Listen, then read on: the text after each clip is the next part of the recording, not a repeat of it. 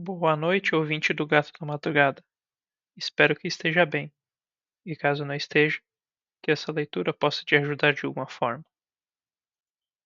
Hoje vamos continuar a leitura do terceiro capítulo do livro de Mary Shelley, Frankenstein. Capítulo 3. Quando eu completei 17 anos, meus pais decidiram que eu deveria estudar na Universidade de Ingolstadt. Até então, eu frequentava as escolas de Genebra. Porém, meu pai achou necessário para concluir minha educação que eu deveria me familiarizar com outros costumes além daqueles da minha própria pátria. Minha partida foi então fixada para uma data próxima, mas antes que o dia marcado chegasse, ocorreu a primeira desgraça da minha vida, um presságio, por assim dizer, da minha futura desgraça. Elizabeth pegara febre escarlatina. Era uma doença grave, e ela corria grande perigo. Durante a enfermidade, muitos argumentos foram necessários para convencer minha mãe a abster-se de atendê-la. A princípio, ela atendeu às nossas súplicas, mas quando soube que a vida de sua favorita estava ameaçada, não conseguiu mais controlar a ansiedade. Ela cuidou da moça doente no leito, e sua atenciosa vigilância triunfou sobre a malignidade da doença. Elizabeth foi salva, mas as consequências dessa imprudência foram fatais para sua cuidadora. No terceiro dia, minha mãe adoeceu. A febre foi acompanhada dos sintomas mais alarmantes. Os olhares de seus médicos prognosticavam o pior evento. Mesmo no leito de morte, a força e a bondade dessa excelente mulher não a abandonaram. Ela juntou as mãos de Elizabeth e as minhas para dizer: Meus filhos, minha esperança mais firme de felicidade no futuro estão depositadas na perspectiva da união de vocês. Essa expectativa agora será o consolo de seu pai. Elizabeth, meu amor, você deve ocupar o meu lugar no coração do meu filho mais novo. Ai de mim, lamento ser tirada de vocês, pois, feliz e amada como tenho sido, não é difícil deixar todos vocês, mas esses não são pensamentos dignos de mim. Vou me esforçar para resignar alegremente com a morte, satisfeita na esperança de encontrá-los em outro mundo. Calmamente, ela morreu. Mesmo na morte, seu semblante expressava afeto. Não preciso descrever os sentimentos daquelas pessoas cujos laços mais queridos são cortados por esse mal irreparável, o vazio que fica na alma, o desespero estampado no rosto. Demora muito para a mente se convencer de que ela, a quem víamos todos os dias e cuja existência parecia fazer parte da nossa própria, poderia ter partido para sempre. Que o brilho do olhar querido teria se apagado, e que o som de uma voz tão amada e familiar para os ouvidos poderia ter se calado para nunca mais voltar a ser ouvido. Essas são as reflexões dos primeiros dias, mas quando o tempo decorrido comprova a realidade do mal, começa a verdadeira amargura do luto. No entanto, de quem essa mão rude ainda não cortou alguma ligação querida? E por que devo descrever uma tristeza que todos já sentiram ou devem sentir?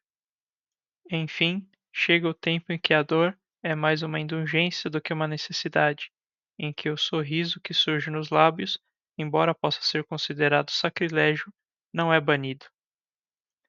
Minha mãe estava morta, mas ainda tínhamos obrigações a cumprir. Precisávamos continuar a nossa caminhada com os outros. Tínhamos que aprender a nos considerar afortunados, enquanto alguém continuasse com aquele que o saqueador não pegou. Minha partida para Ingolstadt, adiada pelos acontecimentos, agora estava novamente decidida. Obtive do meu pai um descanso de algumas semanas. Parecia-me sacrilégio deixar tão cedo o recolhimento semelhante à morte da casa de luto e correr para a plenitude da vida. Eu era novo para me lamentar, mas não me abalava menos. Não estava disposto a deixar de ver aqueles que me restavam, e acima de tudo, eu desejava ver a minha doce Elizabeth, consolá-la em alguma medida. De fato, ela guardou seu luto e se esforçou para consolar a todos. Passou a olhar a vida de frente. Realizava suas obrigações com coragem e zelo, e se dedicava às pessoas que aprendera a chamar de tio e de primos. Jamais foi tão encantadora como no momento em que recuperou o esplendor de seu sorriso e espalhou sobre nós.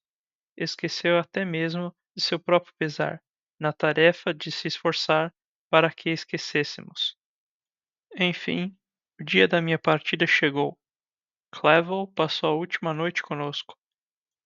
Ele havia tentado convencer seu pai a permitir que me acompanhasse e se tornasse meu colega de universidade, mas foi em vão. O pai dele era um comerciante de mentalidade estreita e enxergava apenas a ociosidade e ruína das aspirações e na ambição do filho. Henry sentiu profundamente a desventura de ser excluído de uma educação liberal. Ele conversou pouco, mas enquanto falava, notei em seus olhos incendiados, em seu olhar animado, uma firmeza contida, mas resoluta, de não se tornar escravo das mesquinharias escráveis da atividade comercial. Conversamos até tarde.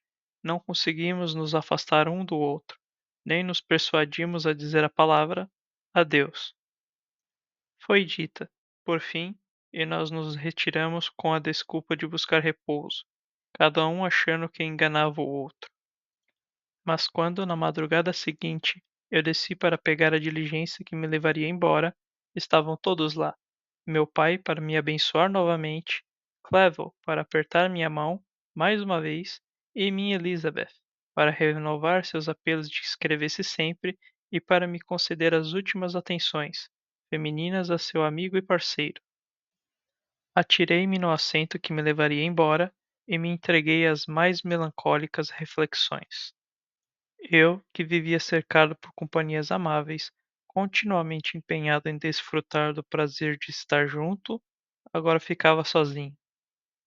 Na universidade, para onde eu seguia, devia formar o meu currículo exclusivo de amigos e ser meu próprio protetor. Minha vida até então fora extremamente isolada e familiar. Isso tinha me causado uma aversão incorrigível a novos rostos. Eu amava os meus irmãos, Elizabeth e Clevel. Eram velhos rostos familiares, mas eu me considerava totalmente inapto para a companhia de estranhos. Tais eram as minhas reflexões quando comecei a jornada, mas conforme prossegui, meus humores e esperanças se recuperaram. Desejava ardentemente adquirir conhecimento.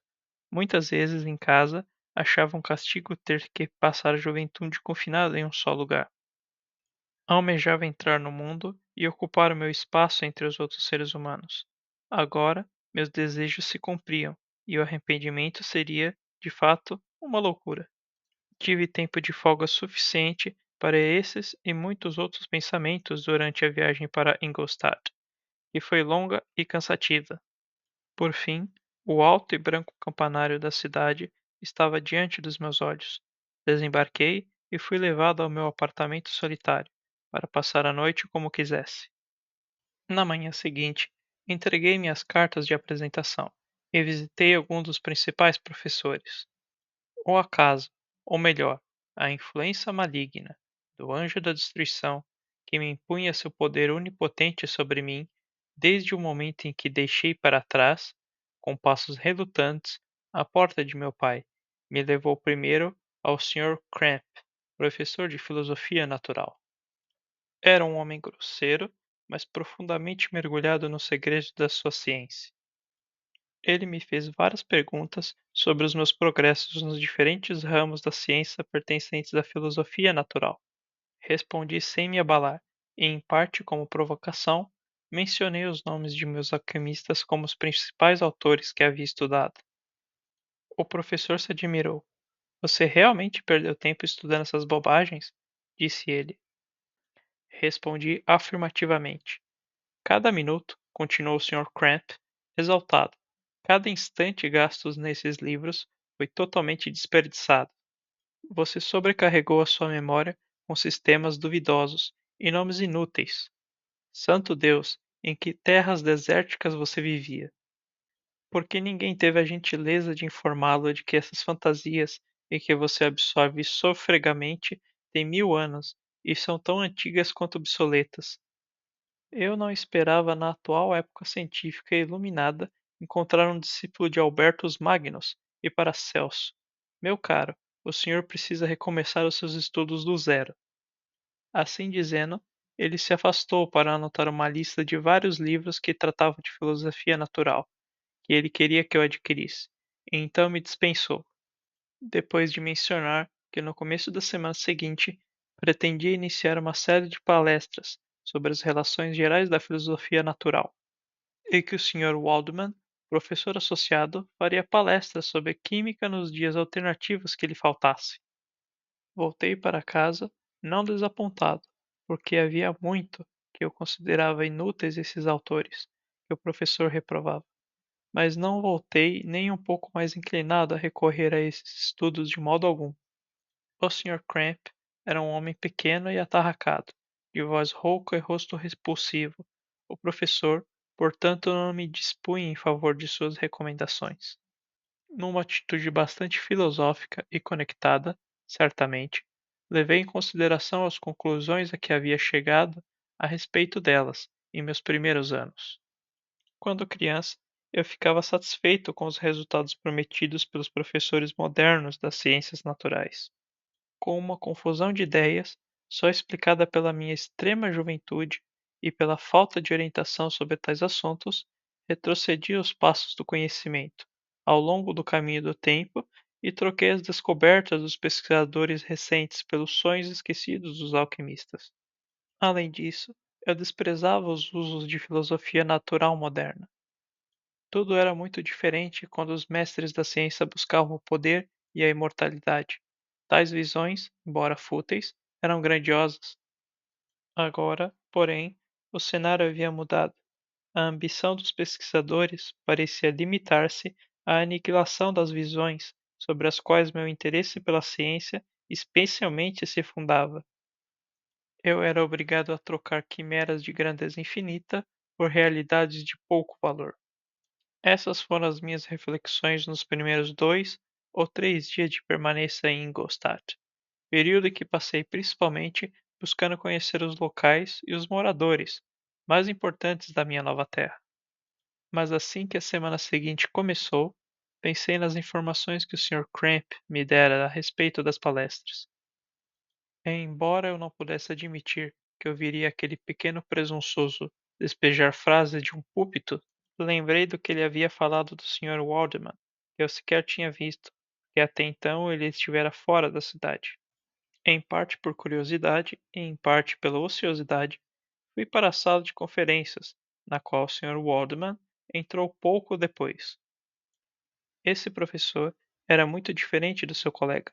Aparentava cerca de 50 anos de idade, mas com um aspecto expressivo da maior benevolência. Alguns cabelos grisalhos cobriam suas têmporas, mas eram quase pretos na parte de trás da cabeça. Ele era baixo, mas incrivelmente aprumado. Sua voz era a mais doce que eu já tinha ouvido.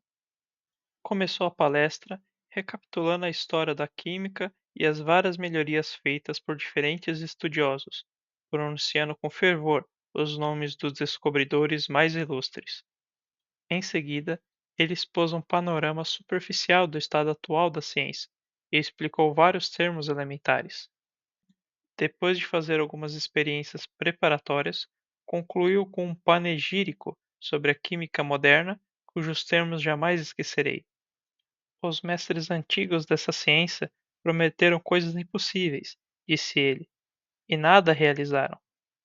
Os mestres modernos não prometeram quase nada, pois sabem que os metais não podem ser transmutados e que o elixir da vida é uma quimera.